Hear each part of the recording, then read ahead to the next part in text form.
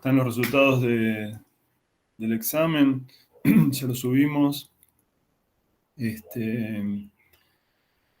Bueno, nuestro curso fue mejor que otros cursos, así que bueno, los quiero felicitar por eso. Eh, Espero que les sirva las clases y lo que estamos haciendo.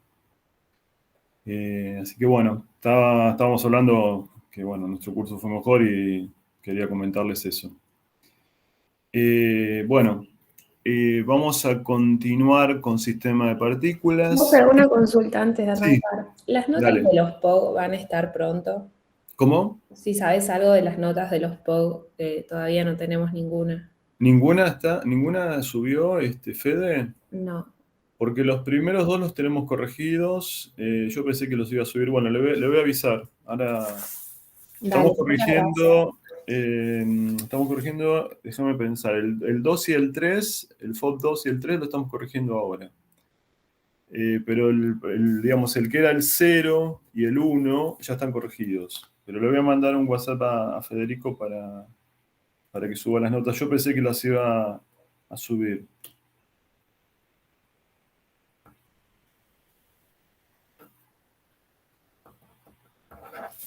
Bueno,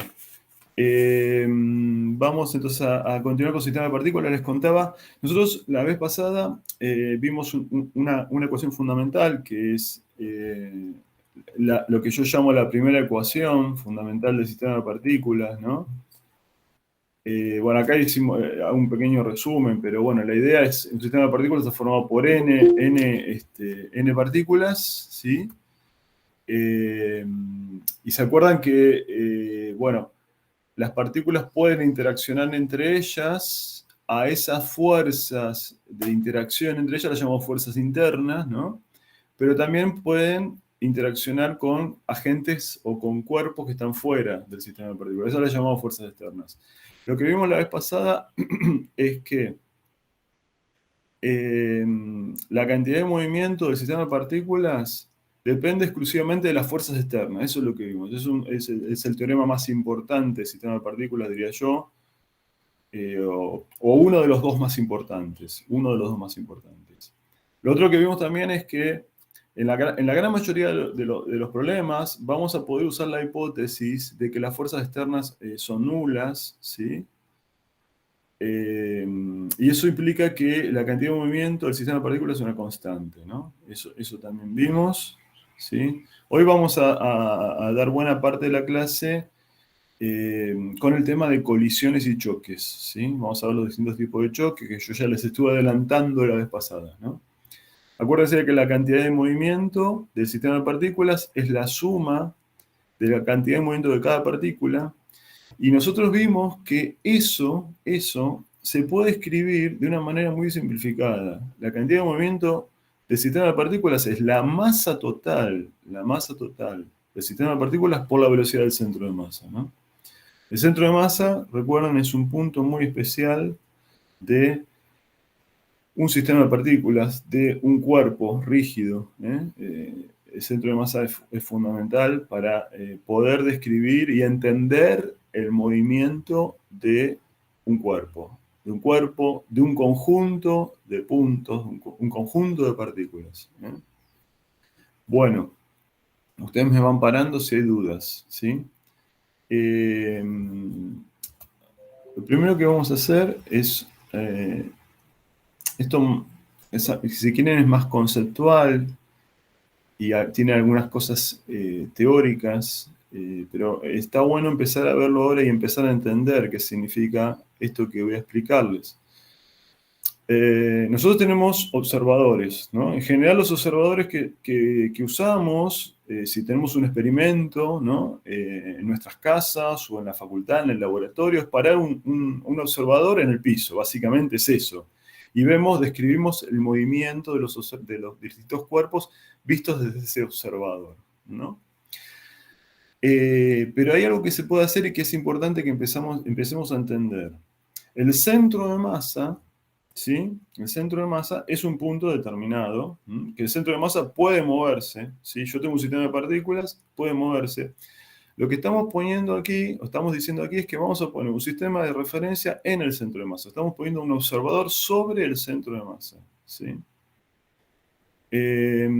O sea, si yo tengo un sistema de partículas, ¿no? Y el centro de masa se mueve, el observador se mueve con el centro de masa, esa es la idea, ¿no? Nosotros vimos que en un sistema aislado la velocidad del centro de masa es constante, ¿no? Entonces, si hacemos eso, ese observador que paramos sobre el centro de masa, como está aislado y su velocidad es constante, va a ser un sistema de referencia inercial. Va a ser un sistema de referencia inercial. ¿Por qué decimos que es inercial? Porque la velocidad es constante respecto a un observador inercial, ¿no? Que es el observador que está parado en la habitación, en el laboratorio. Vamos a agregar esto bastante común, que lo hagamos, ¿no? Para referenciarnos al observador que está en el centro de masa, es bastante común agregarle un asterisco, ¿no?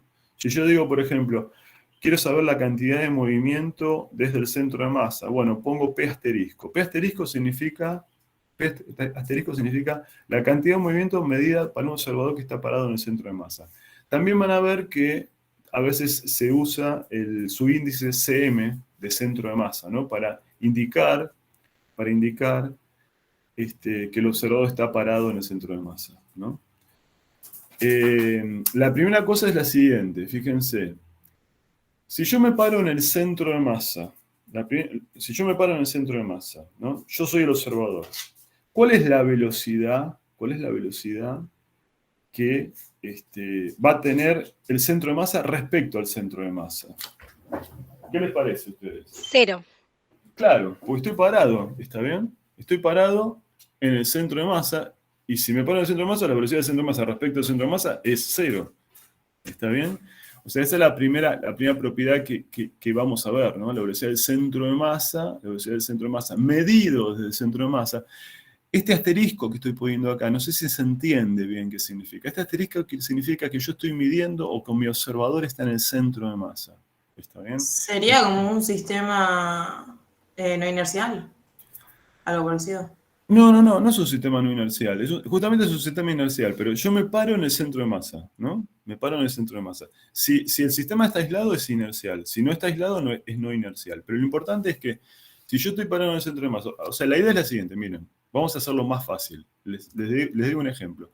Yo tengo dos partículas. Tengo una partícula 1, una partícula 2. Supongamos que las dos partículas se mueven, no sé, uno así, otro así. Su centro de masa más o menos va a estar por acá, supongamos, ¿no?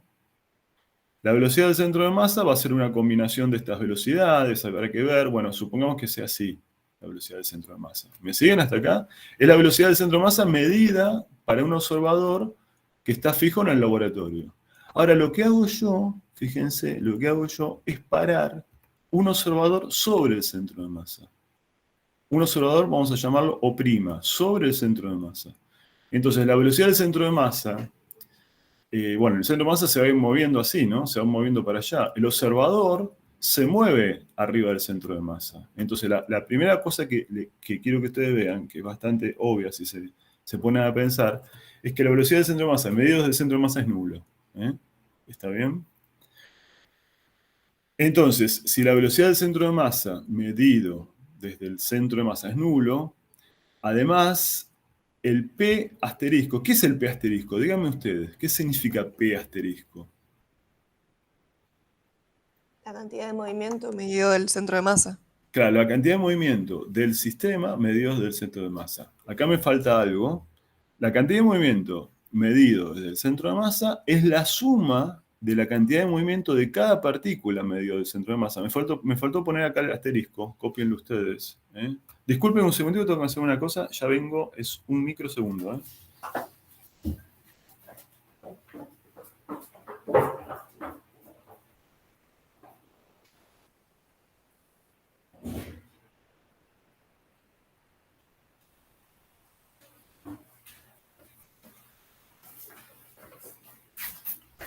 Tengo en mi casa estoy en mi casa, tengo un colaborador acá que es mi perro, estoy solo con mi perro y el perro quiere entrar y salir, entonces le tengo que ir a abrir la puerta. Así que bueno, fui a abrir la puerta, se la dejé abierta. Bueno, ¿entendieron esto, la idea? O sea, el P asterisco es nulo, ¿sí? ¿Por qué? Porque la velocidad es igual a la velocidad del centro de masa, medido desde el centro de masa por la masa total, ¿sí? ¿Sí me siguen? ¿Se entendió esto? Sí, sí. Bien. Esto, vamos a ver un par de cositas más y vamos a hacer un ejemplo rápido y después ya nos metemos con los choques y colisiones. Esto es algo que tenemos que ir aprendiendo. Esto no se puede aprender todo junto, ¿sí? Entonces, ustedes sepan ahora que el sistema de referencia se puede poner sobre el centro de masa. Esto lo vamos a usar mucho en cuerpo rígido. Cuando hagamos cuerpo rígido va a ser bastante común poner un sistema de referencia sobre el centro de masa. Pero para eso tenemos que ir aprendiéndolo, ¿eh? Y estamos viendo algunas cosas que son relativamente simples, como que la velocidad del centro de masa, medido del centro de masa es nulo, o que el P asterisco es nulo, siempre es nulo. Bueno, fíjense, acá tenemos miren, ya me olvidé que estaba esta transparencia. Yo acá tengo una partícula 1, una partícula 2, ¿sí? Tengo un observador fijo en el laboratorio. Tengo el centro de masa que está acá. Y estoy poniendo un observador, vamos a llamarlo O', que está en el centro de masa, ¿sí? Entonces, fíjense, yo puedo definir la variable R1. ¿Qué es la variable R1? Es la posición de la partícula 1 medida desde el observador O. La variable R2, ¿qué es? Lo mismo, la posición de la partícula 2 medida del observador O. Pero también tengo el R1 asterisco y el R2 asterisco. ¿Qué son estos R1 y R2 asteriscos? Bueno, son la posición de la partícula 1 y de la partícula 2 medida desde el centro de masa, ¿sí? Además, tengo la posición del centro de masa, ¿no? Fíjense que si uno analiza el R2 o el R1, el vector R1, ¿a qué es igual? Es igual a la posición del centro de masa, ¿sí? Esperen que voy a poner el cursor. La posición del centro de masa, hacia la posición del centro de masa le sumamos el R1 asterisco, me da el R1, ¿sí? Esto es como si fuera movimiento relativo. ¿Me siguen hasta acá? Es como si fuera movimiento relativo. ¿Sí o no? ¿Se Sí, sí. entiende? La única diferencia es que el observador O' está en un punto muy especial, que es el centro de masa del sistema de partículas. Bueno, fíjense, vamos a ver un ejemplo muy simple que está asociado con el ejemplo que hicimos la otra vez. Si yo tengo un sistema formado por dos partículas, recién demostramos, o les conté, que el P asterisco es nulo. Pero el P asterisco, ¿qué es igual? Es igual a P1 asterisco más P2 asterisco, ¿sí? Entonces, si yo tengo un sistema formado por dos partículas, el P1 asterisco es menos P2 asterisco. ¿Se entiende esto? Porque la suma me tiene que dar 0, ¿sí? O sea, ¿eso qué significa? Que si yo mido la cantidad de movimiento de la partícula 1 desde el centro de masa, tiene que ser igual a la cantidad de movimiento de la partícula 2 desde el centro de masa cambiado de signo, ¿sí? Acá vamos a hacer el mismo ejemplo. El primer ejemplo que yo hice la vez pasada es el mismo ejemplo, ¿sí? ¿Se acuerdan que la masa era 1 kilo, la masa 2 era 2 kilos, después la velocidad 1 era 4 metros y la velocidad 2 es 1 metro sobre segundo? Habíamos calculado, fíjense, revisen lo que hicimos la vez pasada, habíamos calculado que la velocidad del centro de masa es 2 metros por segundo. Y que la masa, bueno, total es 3 kilos, ¿no?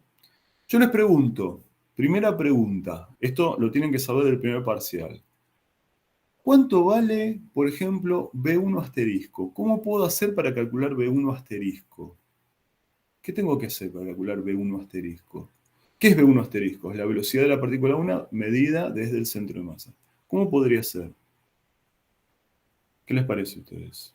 La velocidad de B1 menos la velocidad del centro de masa, porque esa es la velocidad relativa de 1 respecto al centro de masa, por la masa de 1. Bueno, o sea, las velocidades no va a la masa, ¿no? O sea, fíjense, o sea, la idea es... Perdón, pensé que la cantidad de movimiento. Perdón. Claro, vamos recién vimos, R1 es RCM más R1 asterisco, ¿no? Eso es lo que acabamos de ver en la transparencia anterior, ¿no? Fíjense. Uy, perdón. R1, ¿qué es? RCM más R1 asterisco.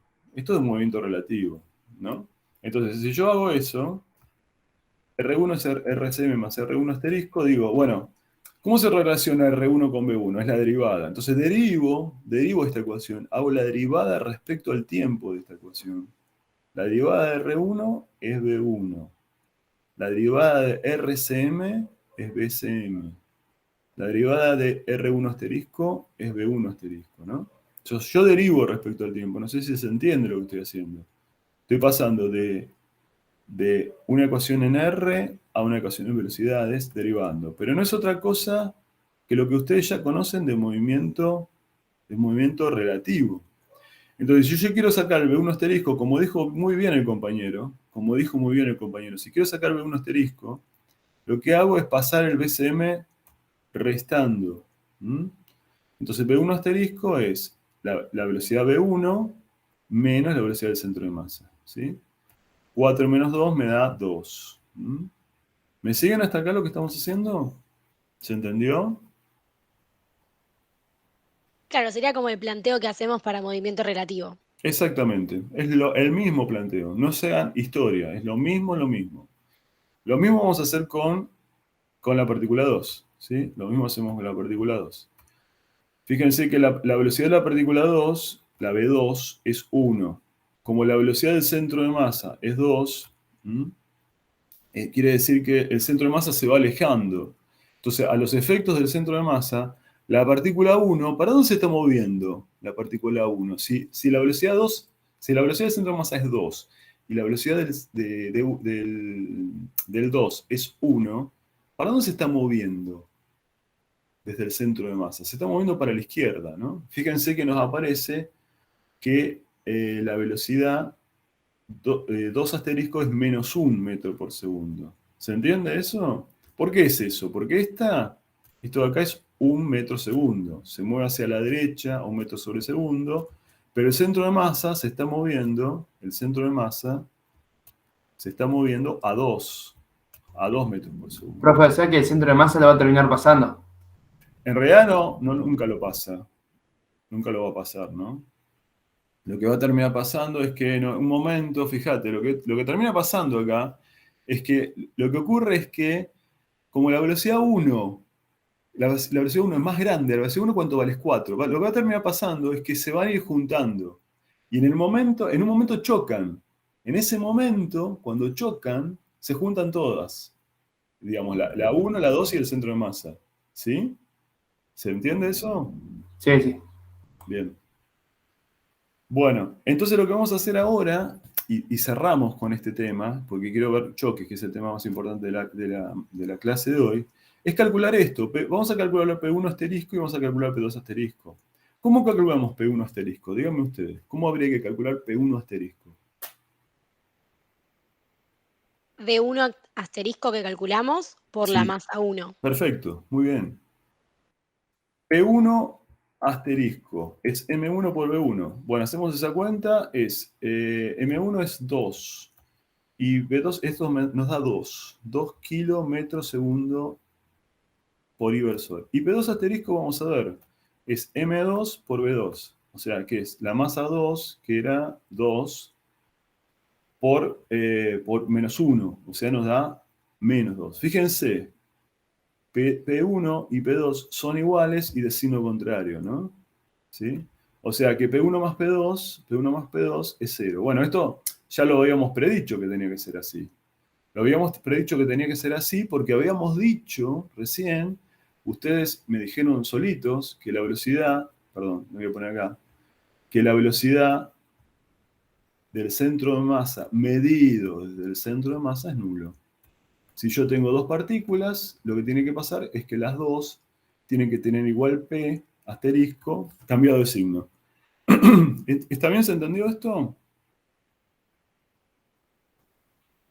Profe, y si tengo más de 2 partículas también, o sea, lo mismo. Sí, si tenés más de dos partículas vas a tener que P1 más P2 más P3 asterisco tiene que ser 0. Pero no se cumple esto de que una es menos la otra. ¿Sí? No, claro, sí. ¿Sí? Bien. Bueno. Listo, entonces, quería contarles esto. Esto es importante que lo vayan aprendiendo porque en algún problemita les pide, por ejemplo, calcular la energía desde el centro de masa. Entonces tenemos que empezar a entender qué significa eso. ¿Qué significa un observador en el centro de masa? Es esto nada más. La energía desde el centro de masa es poner un observador sobre el centro de masa. Bueno, vamos a ver colisiones y choques entonces, ¿sí? Nosotros la vez pasada empezamos a ver algunos choques, ¿sí?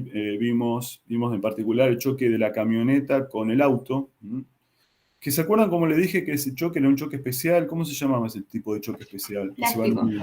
Plástico. Claro, choque plástico. Acuérdense que si le dije, en cualquier problema que les digan, chocan plásticamente, el choque es plástico, ustedes ya tienen que de movida decir que la velocidad final de ambas partículas es la misma.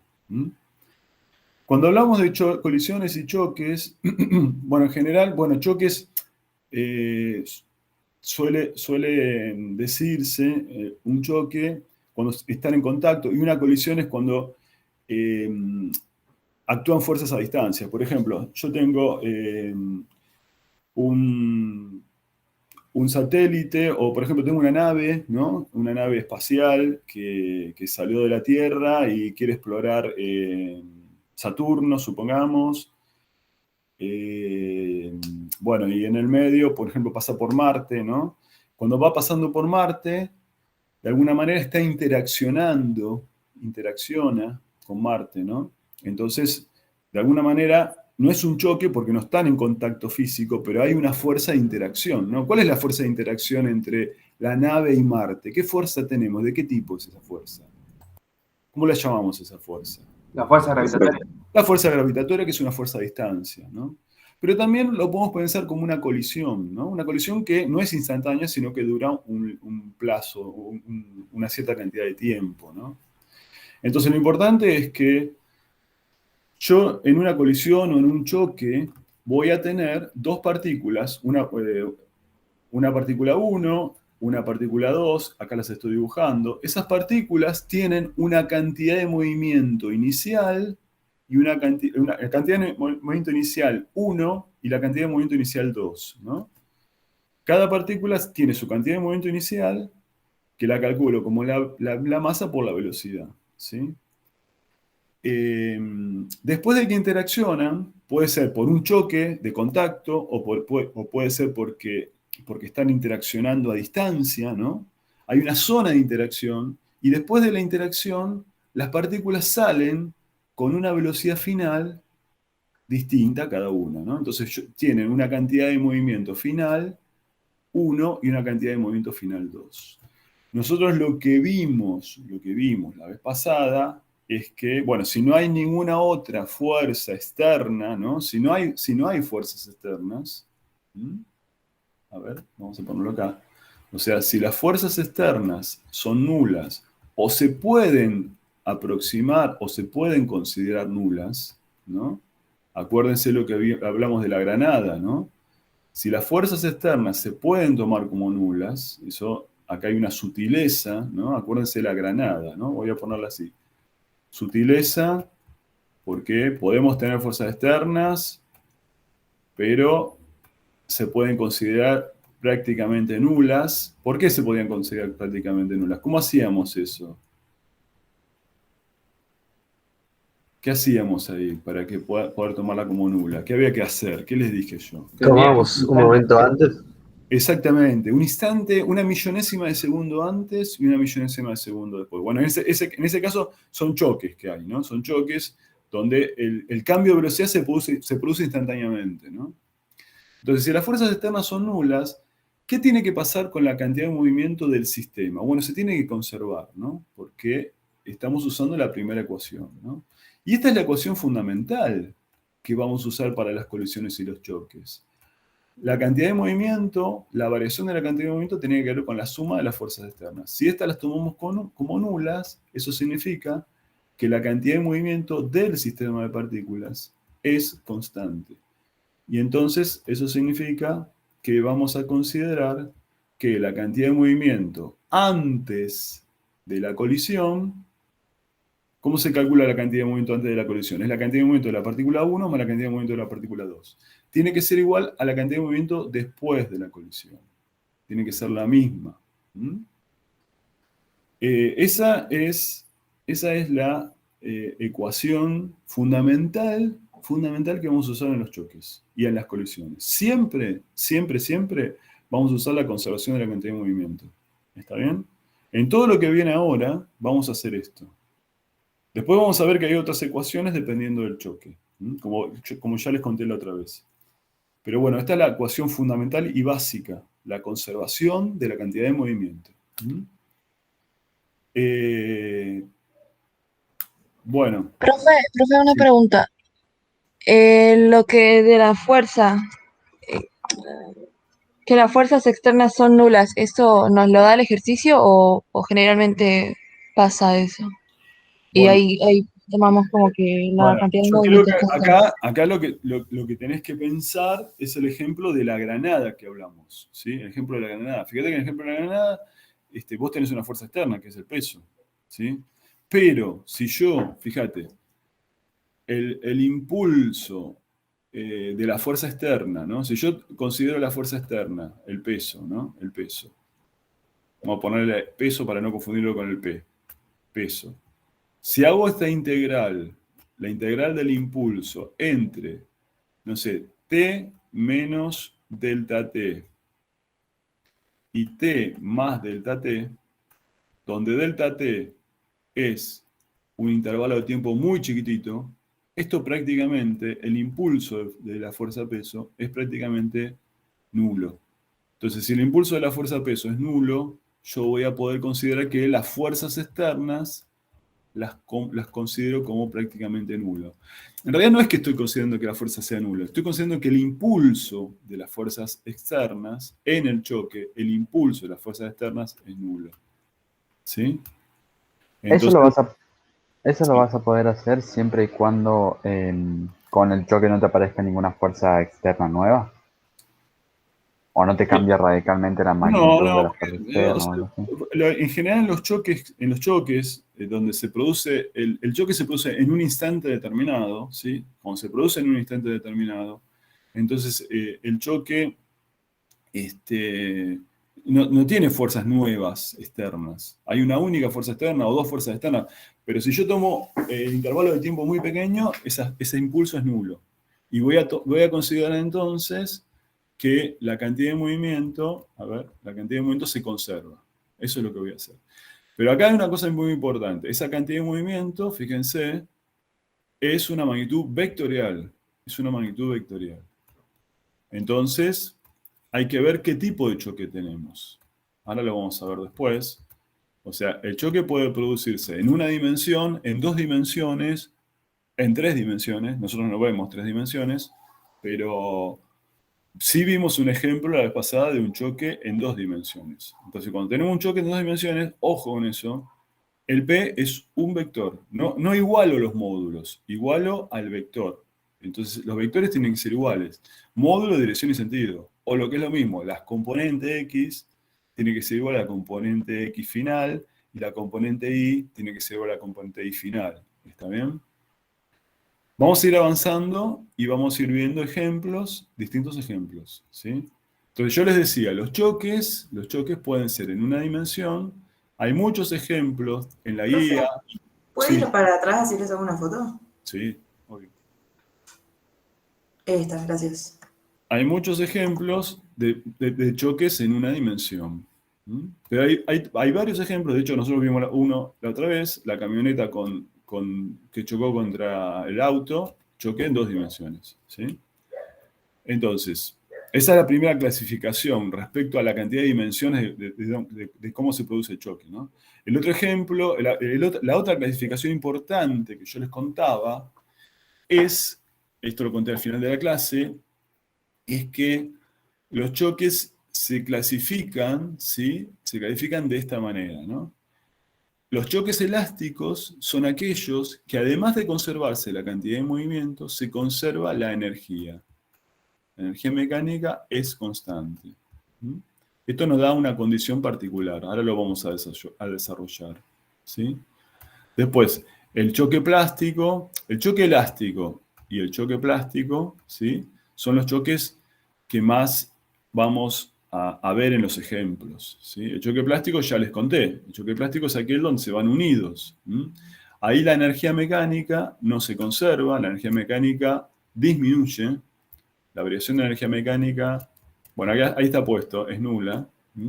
Fíjense que acá se habla de energía cinética, porque en general el choque se produce en un momento, ¿no? En un momento determinado y en una posición. Entonces la energía potencial en realidad no cambia. La variación de energía cinética es lo que da la variación de energía mecánica. Entonces el choque plástico tiene la particularidad de que se van unidos los cuerpos y la energía mecánica disminuye. El choque explosivo es aquel en el cual la energía mecánica no se conserva, pero aumenta. ¿Sí? En el choque explosivo la energía mecánica aumenta debido a la explosión. Hay un aumento de la energía mecánica. Profe, usted dijo que la energía, lo único que varía, o sea, no lo único, perdón, está poniendo que la variación de energía mecánica es inferior a cero porque no tenemos en cuenta la energía potencial gravitatoria. En realidad no es que no la tenemos en cuenta, en realidad es que no varía. Como se produce en un punto, ¿viste? En un lugar determinado, la energía potencial en el choque no cambia. Justo antes y justo después, la energía potencial es la misma, porque no hay cambio de posición prácticamente. ¿Sí? Perfecto. Bueno, y el otro tipo de choque es el choque inelástico. El choque inelástico es cuando se pierde energía mecánica, hay una disminución de energía mecánica, pero los cuerpos no se van unidos. De alguna manera el choque plástico es es un caso particular del choque inelástico. Si uno graficara la variación de energía cinética, eso después lo vamos a ver quizás un poco mejor. Esto yo lo saqué de un libro que es muy recomendable, que es el libro de Roederer, ¿no? Que tiene un nivel un poquito más complejo, pero está muy bien explicado un montón de temas. En el libro de Roederer nos dan un gráfico de cómo es la variación de energía mecánica o cinética en función de la velocidad relativa de la partícula 1 respecto a la partícula 2. Eso lo vamos a entender un poco después. Lo importante y lo que quiero que ustedes vean es que, de alguna manera, la variación de energía mecánica nos indica el tipo de choque, ¿no? Si la variación de energía mecánica es mayor a 0, estamos en esta región, hablamos de un choque explosivo. Si la variación de energía mecánica es nula, hablamos de un choque elástico, o sea, la energía mecánica se conserva. Si la variación de energía mecánica es negativa, hablamos de choque inelástico, hay una pérdida de energía. Y el caso límite más chico es aquel donde las partículas se van unido. La velocidad 1,2 es la velocidad de la partícula 1 respecto a la partícula 2, ¿no? Finales, ¿no? Estamos hablando de velocidades finales, ¿no? Si se van unidos, velocidades finales. Si los dos cuerpos se van unidos, la partícula 1 y la partícula 2 están pegados, ¿cuál es la velocidad de la partícula 1 respecto de la 2? 0. 0, ¿ven? Acá está, esto justamente está en el eje Y, ¿no? O sea, la velocidad 1,2 es nula. Cuando la velocidad 1,2 es nula, significa que la partícula 1 se va pegado con la 2 y estamos hablando de un choque plástico. Y ahí Capaz es medio repetitivo, pero la diferencia sería esa entre plástico e inelástico, que uno se van pegados y el otro se separa. No. O sea, en el elástico, o sea, si se van unidos se llama plástico. Ahora, si se van separados, ¿sí? Si se van separados, puede ser cualquiera de los otros tres, ¿sí? No, pero yo me refiero en que tienen la similitud de que ambos disminuye, entonces para encontrarle alguna diferencia a pesar de eso. ¿Que ambos decís? Disminuye la energía cinética. Entonces, entre ellos, ¿cuál es la diferencia? Ah, entre el inelástico y el plástico, decís vos. Sí, yo planteaba... Sí, claro. En inelástico se van separados. En inelástico se van separados. Claro. De alguna manera, cuando chocan pueden partirse o pueden... Vieron que a veces cuando, por ejemplo, jugamos al pool o al billar, golpeamos bolas, ¿no? Se escucha un golpe, se escucha el ruido del golpe, ¿no? Esa es energía del sonido, ¿no? Esa energía de sonido, ¿de dónde sale? Sale de las propias partículas, de las propias bolas de pool, ¿no? Esa energía que se transformó en sonido, se perdió. Seguramente ese tipo de choque, cuando se escucha fuertemente el golpe de las bolas de billar o de pool, es un choque inelástico, ¿no? Hay una pérdida de energía, por ejemplo, por sonido. ¿Me siguen? ¿Se entiende? Hay parte de la energía que se transformó en sonido. ¿Se entiende, chicos? Profe, Sí, sí. ¿me podrías explicar la parte del choque plástico que dice que la variación de la energía cinética es máxima? Bueno, no es tan fácil de ver eso. Lo vamos a tratar de ver en algún momento. En el libro de Roeder está bien explicado eso. Hay en todo caso, si querés, mandame por el chat de sistema de partículas y te digo bien la página, o les digo la página después bien, ahora no la recuerdo, pero lo que hace Roeder es una página del libro, no es difícil. Sí, no hay problema. Es lo que hace es calcular la velocidad de la partícula 1 respecto a la partícula 2 y hace todo un análisis y grafica esto. Por eso me pareció muy interesante.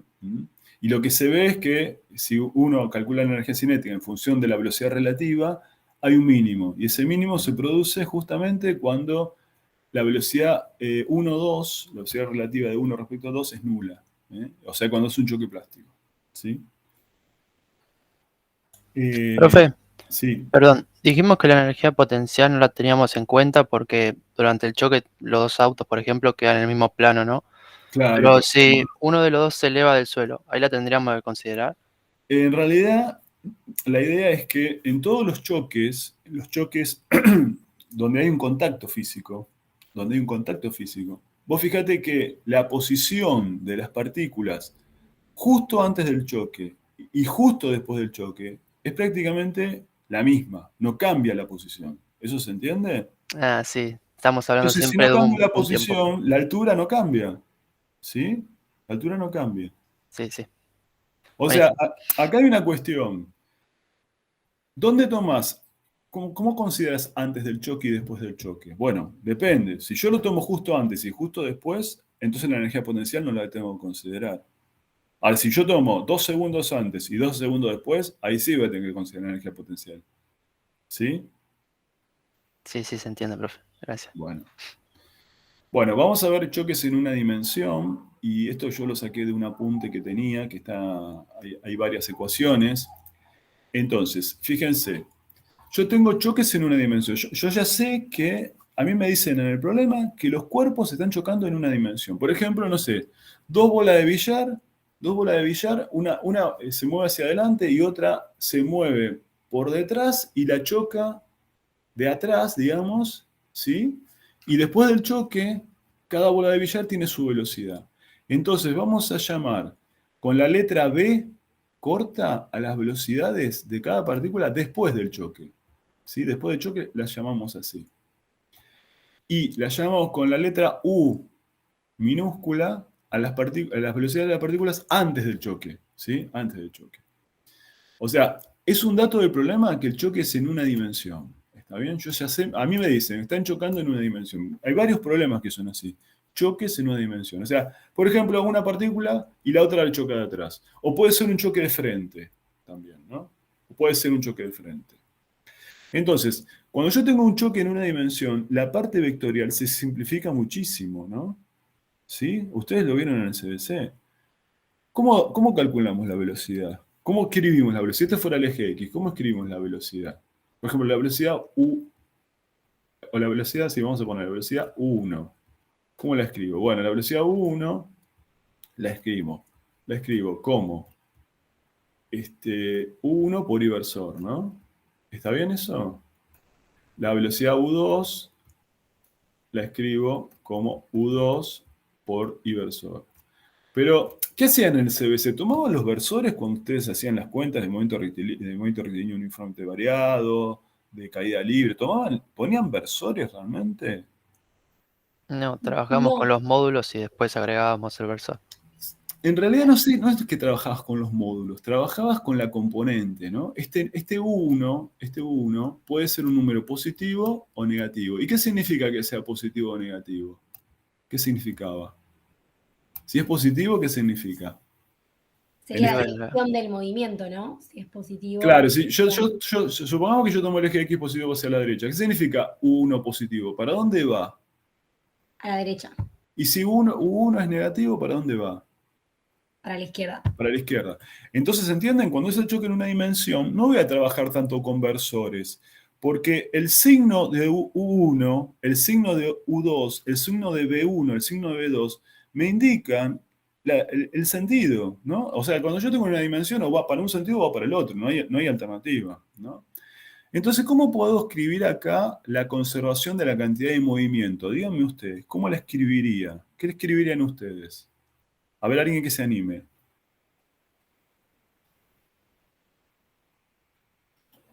¿Qué tengo que decir? Que la cantidad de movimientos antes del choque tiene que ser igual a la cantidad de movimientos después del choque. ¿Cómo escribo la cantidad de movimiento antes del choque? Las masas por las velocidades iniciales es igual a las masas por las velocidades finales. Exactamente.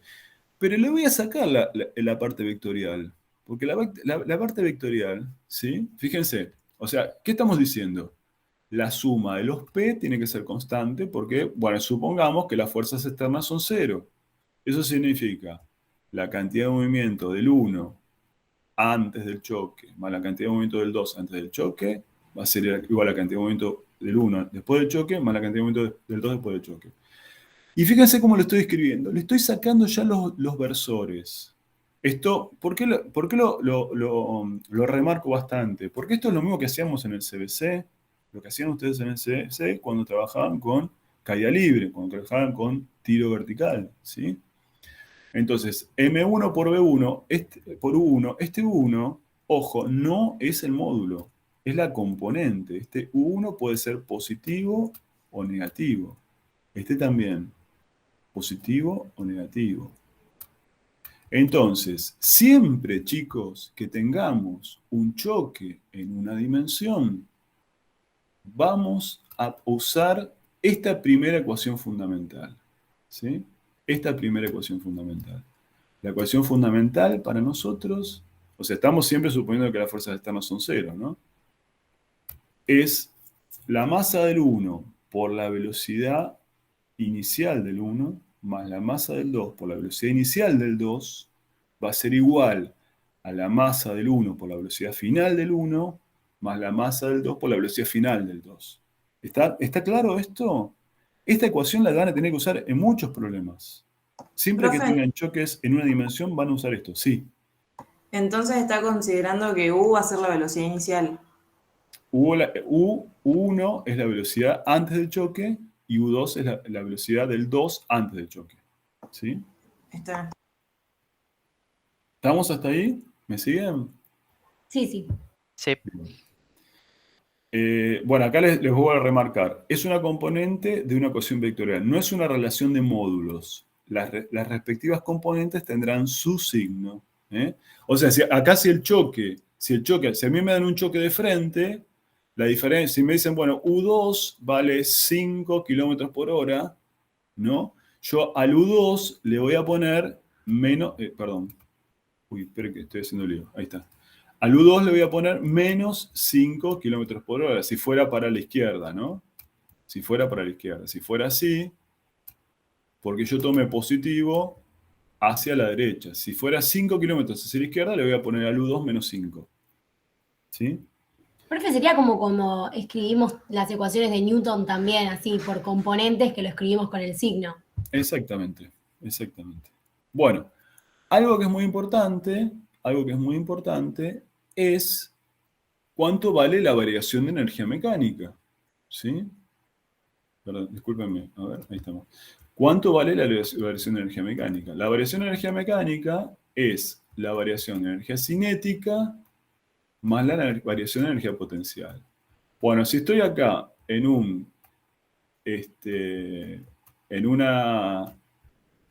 en una dimensión, ¿no?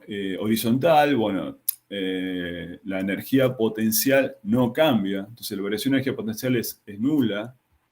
La variación de energía mecánica es la variación de energía cinética. ¿Y cómo la calculo la variación de energía cinética? Bueno, pongo la energía cinética final del 1 más la energía cinética final del 2, y a eso le resto la energía cinética inicial del 1 y la energía cinética inicial del 2. ¿Sí? ¿Me siguen hasta acá? Sí.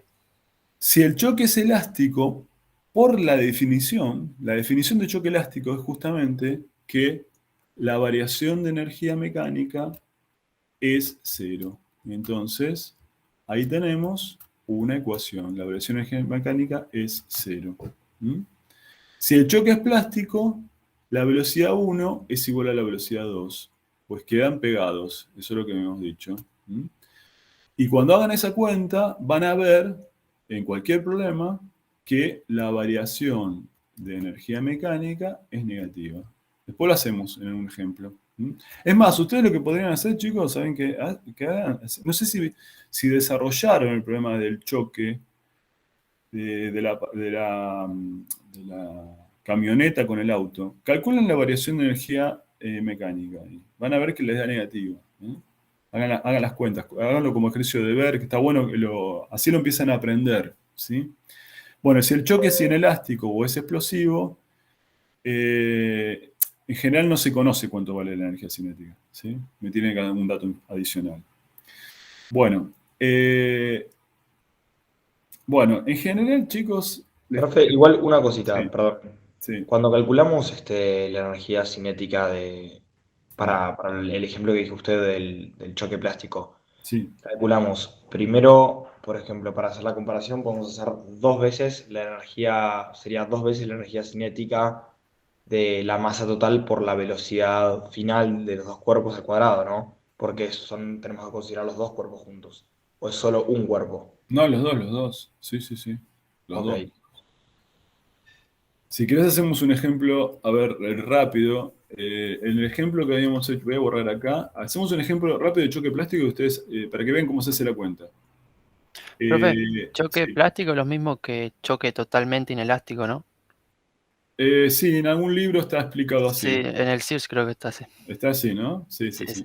Bueno, ¿vieron el problema que habíamos hecho antes? A ver, esperen. Yo tenía una partícula, creo que... ahora no me acuerdo los números, esperen. Vamos a mirar los números así lo vemos. 1, 2, 4, 1. 1, 2, o sea, tenemos una partícula. Vamos a pensar que tengo una partícula de masa 1 kilo, velocidad 2, choca contra una masa de 4 kilos y velocidad 1. Supongamos que es un choque plástico, ¿no? ¿Cómo planteo esta ecuación acá? ¿Qué habría que plantear? Es un choque plástico. Me dicen, estas dos partículas chocan en una dimensión, ¿sí? No sé si se dan cuenta, se entiende la letra. Chocan en una dimensión plásticamente. Me dicen choque plástico. ¿Qué voy a decir acá? Díganme ustedes cuánto vale la masa 1, cuánto vale la U1. ¿Cómo escribo acá? Choque plástico. Voy a tomar eje X positivo para allá. ¿Qué pongo acá? Masa 1, ¿cuánto es? 1 kilo. U1, ¿cuánto es? 2 metros por segundo. 2 metros segundo. Masa 2 es 4 kilos. U2 es 1. Positivo también, ¿no? Y esto tiene que ser igual a la masa del 1 por la velocidad final, más la masa del 2 por la velocidad final. Pero las masas son iguales. No, las velocidades son iguales. ¿Sí? O sea, la velocidad final de ambos es la misma, ¿no? Entonces acá saco de factor común la velocidad final y me queda la masa total, que es 5. ¿Sí? No sé si se ven las cuentas estas, bueno, no importa. Entonces acá me queda, esto me va a dar 2 más 4 me va a dar 6. 6 kilos. 6 kilos metro segundo dividido 5 me va a dar la velocidad final, ¿no? ¿Sí? O sea, en general, en la gran mayoría de los problemas, o sea, la velocidad final, ¿cuánto va a dar? Va a dar 6 sobre 5 metros sobre segundo. En la gran mayoría de los problemas, ustedes van a tener como datos las velocidades iniciales y van a tener que calcular las velocidades finales. En este caso, en el caso del choque plástico, como las dos velocidades finales son iguales, la conservación de la cantidad de movimiento me permite calcular la velocidad final de cada cuerpo, porque es la misma en realidad.